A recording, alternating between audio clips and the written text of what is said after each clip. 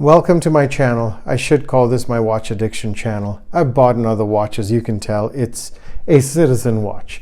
Given that it's a Citizen watch, it doesn't need much of an unboxing, so let's get to it. I bought the, now available in the USA, cult classic, the Citizen Tsuyosa NJ0151 in light blue, or as we all call it today, Tiffany blue. I happened to see this watch a few months ago, even though it wasn't in this dial color, when I was in Asia. And I didn't buy this watch for the smallest of reasons. The crown was in the 4 o'clock position, and I usually like, as a matter of personal preference, the crown in the 3 o'clock position.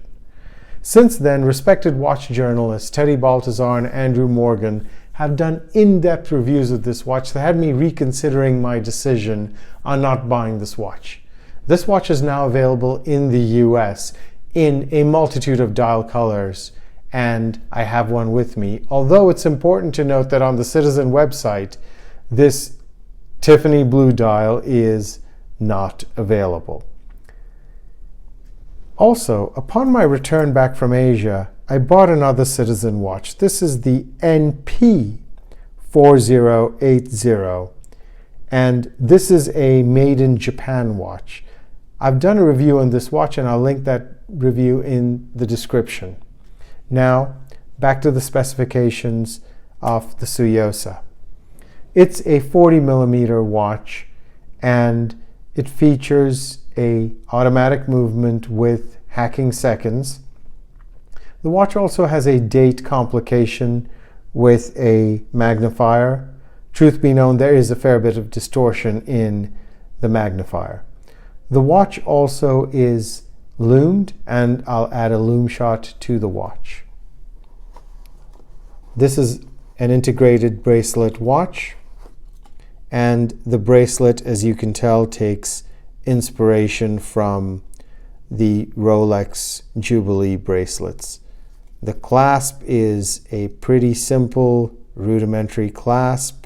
You wouldn't expect more at the price point, which is currently $450 US. The watch is 50 meters water resistant, features a Japan movement, a sapphire caseback, as well as a sapphire crystal in the front, and the watch also has a gold-plated, I'm assuming, rotor, along with its 50 meters of water resistance. As far as the wearability of the watch, on my wrist, it wears true to size, and there's that dial, which is absolutely stunning with that metallic sheen coming through under the lights.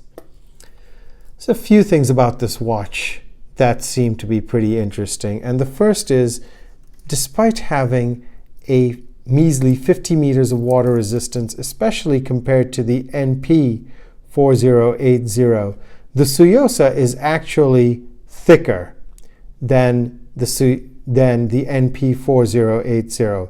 Not sure why that is.